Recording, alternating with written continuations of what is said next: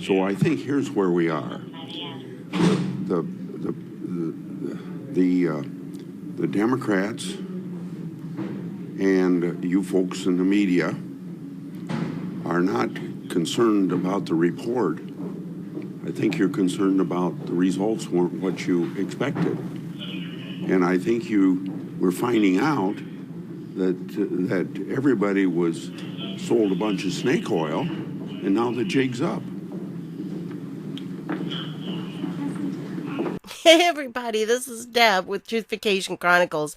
I'm sorry that clip with Chuck Grassley cracks me up every time I watch it. So, yep, that was just pretty much a summary of what happened with the Barr hearing today. I'm sure you've heard clips from the news and everything, and Mazie Hirono kind of went into a total meltdown. I don't know. She just went off the deep end. I think maybe some digging needs to be done into her past, because I don't know why she's so angry about this. I think there's got to be some reason why she hates Trump so badly. So, I would like to dig more into her to find out exactly what skeletons she may have hiding in her closet. Anyway, this was a hearing that lasted for about, 5 hours? Yeah, this is almost 6 hours. But there was an hour in the middle where they took out for lunch and for voting on other stuff. So anyway, just to summarize in case you didn't watch it, let me tell you what happened. Republicans said, we want to know the truth. We want to know how this started. We want to find out what happened to start all of this off, because a lot of it started happening between 2014 and 2016, and Trump was not president yet. And then the Democrats were like, all you could say is Hillary, Hillary, Hillary. And that's all we're hearing, that Hillary. Yeah, that's what they think the Republicans are all about, Hillary. Well, the reason that it keeps coming up is because the Hillary Clinton investigation was going on at the same time as the Trump investigation. And there were obviously two separate standards going on between the two, right? So that was one reason why they did that. Now, I'll pick out a couple of things that I'll put in the video, but I'm not going to do a lot tonight because I am feeling better, and I thank you all for your prayers. So it's moved now from my head down in my chest, and I'm trying to do this kind of quickly so that I don't start coughing, because now it's in the coughing stage. So I can at least breathe right now, and that's a huge bonus, okay? I like to breathe. Breathing is good. So, yeah, now we're into the chest thing and coughing and all that kind of fun stuff, but I can go for periods of time as long as I don't take too deep a breath. Okay, so anyway, I wanted to play this for you, just a few little clips here and there of some of the different people, and I just thought I would point out some of the great things that were said by the Republicans. And no, I'm not going to subject you to the Democrats at this point, although there might be one or two clips, just so you understand what they were up against. So anyway, let's get started. Enjoy. Have you already tasked any staff to look into whether spying by the FBI and other agencies on the Trump campaign was properly predicated? And can Congress expect a formal report on your findings? Yes, I do have people in the department helping me review the activities over the summer of 2016. The Clinton campaign and the Democrat National Committee hired Fusion GPS to do opposition research against candidate Trump. Fusion GPS then hired Christopher Steele, former British intelligence officer, to compile what we all know as the Steele dossier that reportedly used Russian government sources for information. The Steele dossier was central to the now debunked collusion narrative. Now, here's the irony. The Mueller report spent millions investigating and found no collusion between Trump campaign and Russia. But the Democrats paid for a document created by a foreign national with reported foreign government sources. Not Trump, but the Democrats. That's the definition of collusion. Despite the central status of the Steele dossier to the collusion narrative, the Mueller report failed to analyze whether the dossier was filled with disinformation to mislead U.S. intelligence agencies and the FBI. My question, Mueller spent over 2 years, $30 million investigating Russian interference in the election. In order for a full accounting of Russian interference attempts, shouldn't the special counsel have considered on whether the Steele dossier was part of a Russian disinformation and interference campaign? I don't, Special Counsel Mueller has put out his report, and I have not yet had anyone go through the full scope of his investigation to determine whether he did address or look at all into those issues. One of the things I'm doing in my review is to try to assemble all the existing information out there about it, not only from Hill investigations and the OIG, but also to see what the special counsel looked into. So I really couldn't say what he actually looked into. But you think, in other words, if you had looked at all that information right now, you're telling me you could have said yes or no to my question?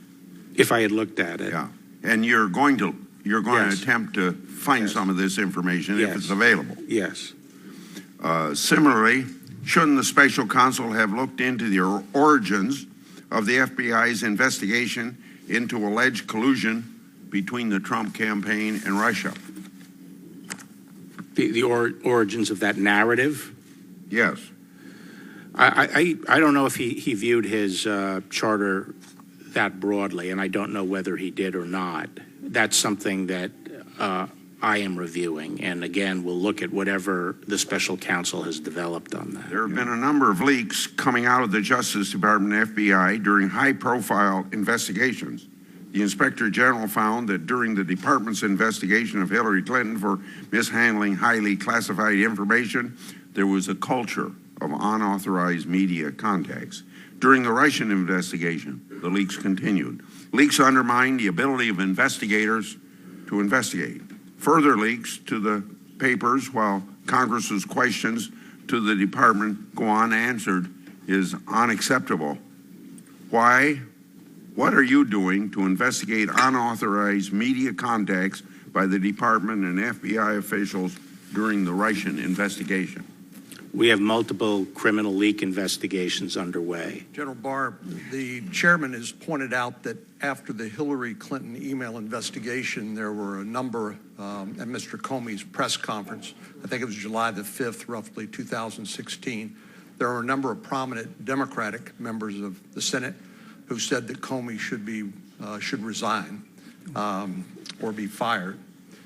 I believe you said that you've concluded as a matter of law that the president, as the head of the executive branch of government, has the right to fire executive branch employees. Is that correct? That's right. In this case, the president was relying, at least in part, on a recommendation by the Deputy Attorney General, Rod Rosenstein, arising out of Rod Rosenstein's critique of Mr. Comey's conduct in holding that press conference, releasing derogatory information about Secretary Clinton, but then announcing that no reasonable prosecutor would bring charges against her. Is that right? That's right.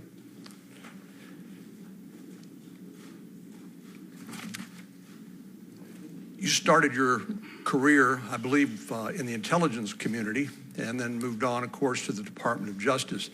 And thank you for agreeing to serve again as Attorney General and help restore the department's reputation as an impartial arbiter of the law and not as a political arm of any administration. I think that's very, very important that you and Director Wray continue your efforts in that regard, and I'm grateful to you for that. But I do believe that we need to ask the question, why didn't the Obama administration do more as early as 2014 in investigating Russian efforts to prepare to undermine and sow dissension in the 2016 election? Mr. Mueller's report does document that the Russian government through the intelligence, through their intelligence agencies and their internet research, or IRA, I think it's called, began as early as 2014, began their efforts to do so, and we know they met with some success. Is it any surprise to you, based on your experience, that the Russians would try to do everything they can to sow dissension in American political life, including in our elections? No, not at all. I mean, I think the internet creates a lot more opportunities to have to have that kind of covert effect on American body politics. So it's getting more and more dangerous. But the Russians have been at this for a long time in various different ways. But the point you made about Bob Mueller's efforts on IRA, that's one of the things that struck me about the report. I think it's very impressive work that they did in moving quickly to get into the IRA and also the GRU folks. And I was thinking to myself, if that had been done in 2000, starting in the beginning of 2016, we would have been a lot further along. For example, we've heard a lot about the Steele dossier. Mr. Steele, of course, is a former British intelligence officer hired to do opposition research by the Hillary Clinton campaign on her political adversaries, including President Trump or candidate Trump at that time. How do we know that the Steele dossier is not itself evidence of Russian disinformation campaign, knowing what we know now, that basically the allegations made therein were secondhand hearsay or unverified? Can we state with confidence that the Steele dossier was not part of the Russian disinformation campaign? No, I can't state that with confidence, and that is one of the areas that I'm reviewing. I'm concerned about it, and I don't think it's entirely speculative. Well, we know that from published reports that the head of the CIA, Mr. Brennan, went to President Obama and brought his concerns about initial indications of Russian involvement in the campaign as early as the late July 2016. And instead of doing more during the Obama administration to look into that and disrupt and deter Russian activities that threatened the validity and integrity of our campaign in 2016, it appears to me that the Obama administration, Justice Department, and FBI decided to place their bets on Hillary Clinton and focus their efforts on investigating the Trump campaign. But as you have pointed out, thanks to the special counsel, we now have confidence that no Americans colluded with the Russians in their effort to undermine the American people. We now need to know, and I'm glad to hear what you are telling us about your inquiries and your research and your investigation. We now need to know what steps the Obama, FBI, Department of Justice, and intelligence community, what steps they took to undermine the political process and put a thumb on the scale in favor of one political candidate over the other, and that would be before and after the 2016 election. What's a defensive briefing that in a counterintelligence investigation? Well, you could have different kinds of defensive briefings. If you learn that somebody is being targeted by a hostile intelligence service, then one form of defensive briefing is to go and to alert that person to the risks. I think Attorney General Lynch has said it is routine in counterintelligence investigations. Would you agree with her? Yes. Do you know whether a defensive briefing was ever given to the Trump campaign by the FBI based on their counterintelligence investigation? Did they ever tell the president before he was January 2017 what the Russians were trying to do and advise him to tell people affiliated with this campaign to be on their guard and be vigilant about Russian efforts to undermine public confidence in the election? My understanding is that didn't happen. that would be that failure to provide a defensive briefing to the Trump campaign, that would be an extraordinary or notable failure. Would you agree?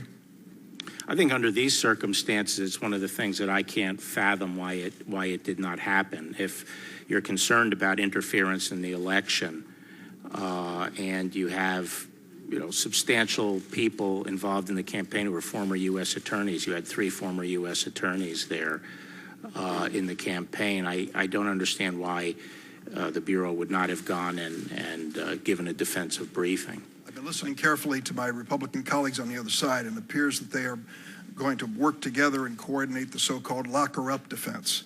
This is really not supposed to be about the Mueller investigation, the Russian involvement in the election, the Trump campaign, and so forth. It is really about Hillary Clinton's emails. Finally, we get down to the bottom line. Hillary Clinton's emails and questions have to be asked about Benghazi along the way. What about Travelgate, Whitewater? There's a lot of material we should be going through today according to their response to this. That is totally unresponsive to the reality of what the American people want to know. They paid a lot of money, $25 million for this report. I respect Mr. Mueller and believe he came up with a sound report, though I don't agree with all of it. But I find, General Barr, that some of the things that you've engaged in really leave me wondering what you believe your role as Attorney General is when it comes to something like this. For example, on January 25th, 2019, Speaker Nancy Pelosi asked, what does Putin have on the president politically, personally, or financially? Mr. Attorney General, is there any evidence to suggest that Vladimir Putin, quote unquote, has something on President Trump? None that I'm aware of. On February 20th, 2019, former FBI Deputy Director Andrew McCabe said on national television to the entire nation that he thinks it's possible that Donald Trump is a Russian agent. Mr. Attorney General, is there any evidence that you're aware of that suggests even remotely that President Trump is a Russian agent? None that I'm aware of.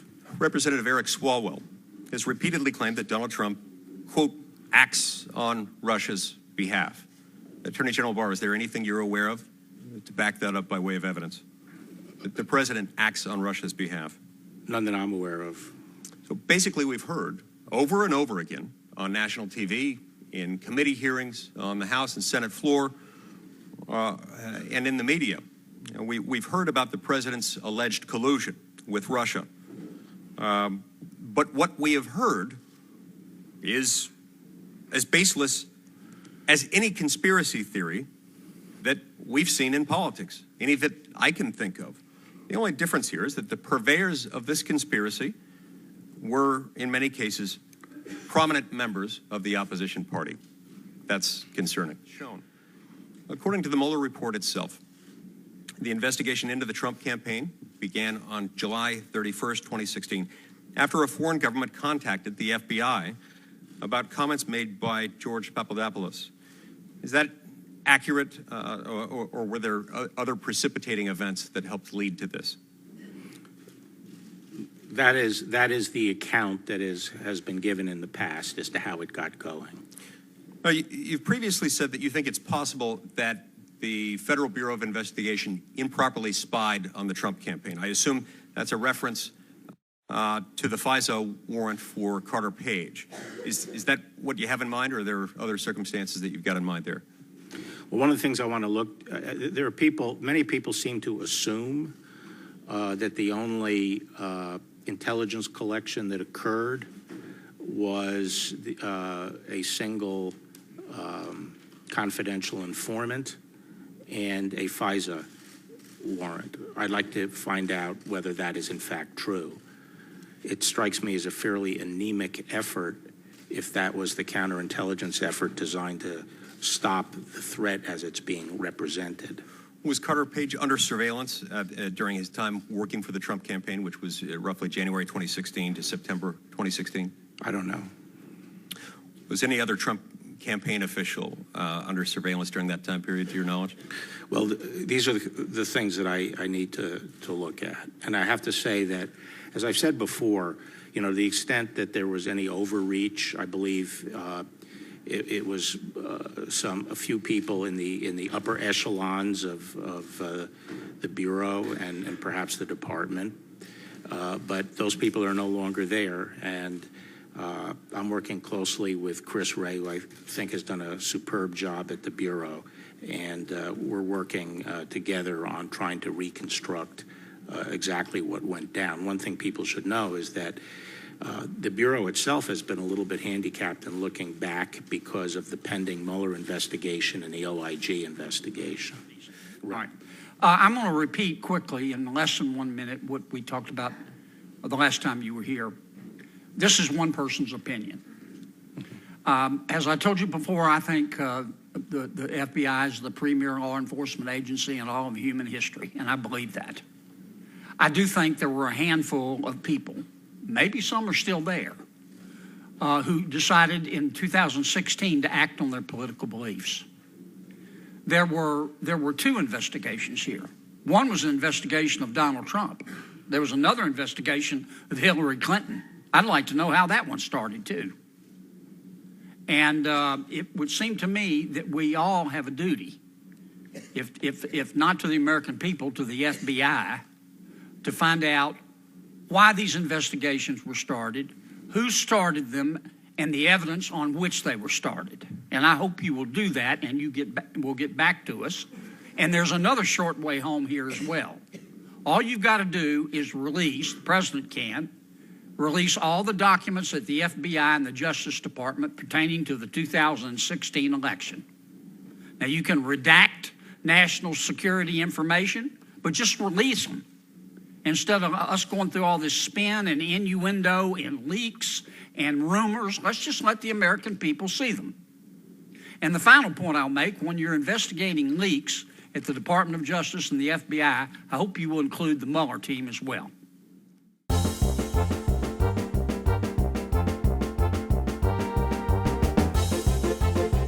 Mr. Barr, now the American people know that you are no different from Rudy Giuliani or Kellyanne Conway or any of the other people who sacrificed their once decent reputation for the grifter and liar who sits in the Oval Office. You once turned down a job offer from Donald Trump to represent him as his private attorney. At your confirmation hearing, you told Senator Feinstein that, quote, the job of Attorney General is not the same as representing, end quote, the president. So you know the difference, but you've chosen to be the president's lawyer and side with him over the interests of the American people. To start with, you should never have been involved in supervising the Robert Mueller investigation. You wrote a 19-page unsolicited memo, which you admit was not based on any facts, attacking the premise of half of the investigation. And you also should have insisted that Deputy Attorney General Rob Rosenstein recuse himself. He wasn't just a witness to some of the president's obstructive behavior. We now know he was in frequent personal contact with the president. And you also should have insisted that Deputy Attorney General Rob Rosenstein recuse himself. He wasn't just a witness to some of the president's obstructive behavior. We now know he was in frequent personal contact with the president, a subject of the investigation. You should have left it to career officials. Then, once the report was delivered by the special counsel, you delayed its release for more than 2 weeks. You let the president's personal lawyers look at it before you even deigned to let Congress or the public see it. During the time, you substituted your own political judgment for the special counsel's legal conclusions in a 4-page letter to Congress. And now we know, thanks to a free press, that Mr. Mueller wrote your letter objecting to your so-called summary. When you called Mueller to discuss his letter, the reports are that he thought your summary was giving the press, Congress, and the public a misleading impression of his work. He asked you to release the report summaries to correct the misimpression you created, but you refused. When you finally did decide to release the report over a congressional recess and on the eve of 2 major religious holidays, you called a press conference to once again try to clear Donald Trump before anyone had a chance to read the special counsel's report and come to their own conclusions. But when we read the report, we knew Robert Mueller's concerns were valid and that your version of events was false. You used every advantage of your office to create the impression that the president was cleared of misconduct. You selectively quoted fragments from the special counsel's report, taking some of the most important statements out of context and ignoring the rest. You put the power and authority of the Office of the Attorney General and the Department of Justice behind a public relations effort to help Donald Trump protect himself. Finally, you lied to Congress. You told Representative Charlie Crist that you didn't know what objections Mueller's team might have to your March 24th so-called summary. You told Senator Chris Van Hollen that you didn't know if Bob Mueller supported your conclusions. But you knew. You lied. And now we know. A lot of respected nonpartisan legal experts and elected officials were surprised by your efforts to protect the president. But I wasn't surprised. You did exactly what I thought you'd do. It's why I voted against your confirmation. I expected you would try to protect the president, and indeed you did.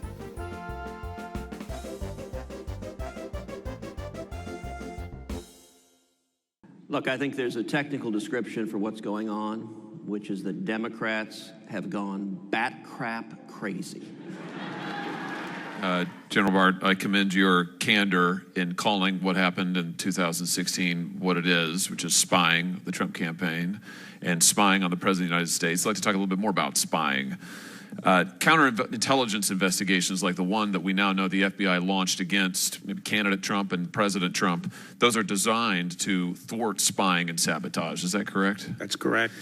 To your knowledge, has the FBI ever launched a counterintelligence investigation of another president that you're aware of? Not to my knowledge. So it's safe to say that to your knowledge, this move was completely unprecedented? To my knowledge.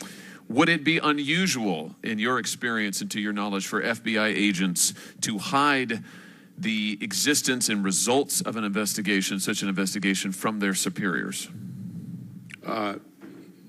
Did you say, would it be typical? No, would it be unusual? Very unusual. Yes. And in fact, that is indeed what press reports suggest happened here.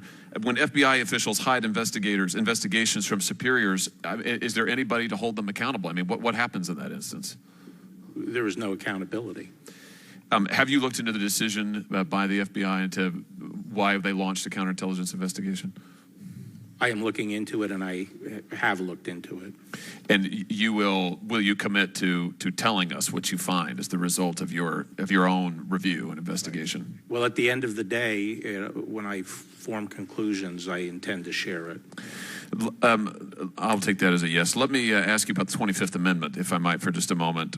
We know that former acting director of the FBI, Andy McCabe, he's publicly confirmed that he contemplated forcing the president from office using the 25th Amendment. To your knowledge, have FBI officials ever contemplated forcing any other president from office against his will using that provision? Not to my knowledge. The 25th Amendment contemplates the vice president taking over as president when the president is unable to act. Would you agree that that text contemplates physical ailments like a coma, mental incapacitation, not just political differences of opinion? Yes. Have you ever doubted, since you have been in your current position, whether this president is physically able, in a constitutional sense, to discharge his duties as president? No. Would you agree that discussions within the FBI of forcing the president out of office for political reasons gives the public, at best, reason to question what the FBI is doing and to fear that there may be abuses of power in that organization? I think it gives reason to be concerned about those particular individuals that were involved. I don't attribute it to the organization. Speaking of particular individuals who are involved, I have to say, I've listened to this testimony all day today, and to me, maybe the most shocking thing I've heard is this. Chairman read it earlier. August 26th, 2016. This is a text message from Peter Strzok, a top counterintelligence investigator who we now know helped launch this counter-spy investigation of the President of the United States. Peter Strzok says, just went to a Southern Virginia Walmart. I could smell the Trump support. Smell is capitalized. Just went to a Southern Virginia Walmart. I could smell the Trump support. My view, you want to know what's really going on here? You want to know why the counterintelligence investigation really happened? You want to know why we're all really sitting here today? That's why, right there, is because an unelected bureaucrat, an unelected official in this government who clearly has open disdain, if not outright hatred, for Trump voters, like the people of my state, for instance. I could smell the Trump support, then tried to overturn the results of a Democratic election. That's what's really gone on here. That's the story. That's why we're here today. I cannot believe that a top official of this government, with the kind of power that these people had, would try to exercise their own prejudices, and that's what this is. It's open, blatant prejudice. Would try to use that in order to overturn a Democratic election. And to my mind, that's the real crisis here. And it is a crisis, because if there's not accountability, if this can go on in the United States of America, well, then my goodness gracious, we don't have a democracy anymore. So I appreciate your leadership, Mr. Attorney General. I look forward to hearing the results of your investigation, and I look forward to this committee continuing its constitutional responsibility to find out what is going on here and making sure that the will of the people is vindicated and established. Thank you, Mr. Chairman. Senator Blumenthal. So that's what I've got on this one. Yeah, it just amazes me how they can go back and forth so much on this. And, they keep saying the same thing over and over. You just want to grab some of them and go, were you listening to his answers? He already answered this like 3 times. So pay attention. But yeah, they don't want to see it that way. The Democrats have it set in their mind that that's what reality was. And some of those questions that were being asked, it's like they were false. It'd be like, how do you answer that question when it's not a true statement? So it'd be like, they were asking questions that had 2 or 3 parts to them, and one small part was true, and then the rest of them were all false. How do you answer a question like that when it's like, well, this part is true, but then you go on and you say this and that's not true?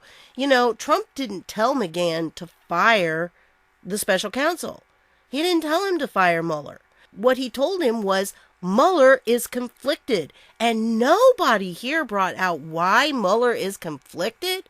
Oh my goodness. So that's going to have to come out. Barr was supposed to go to the House Judiciary, I think tomorrow, and he's not going to go because Jerry Nadler was putting down all these rules that he had to follow and different stipulations, and Barr just wasn't going to have any of it. So unless Jerry Nadler has changed what he's, asking for, then I don't anticipate Barr's going to be there. And I don't think Jerry's going to handle that well.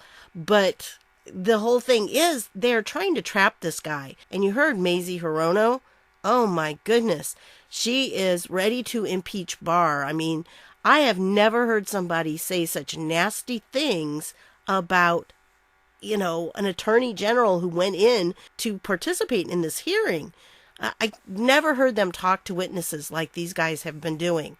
And I just think it's horrible that they're doing this kind of thing to this man because he really does have a lot of integrity and he's been a good public servant. He really has.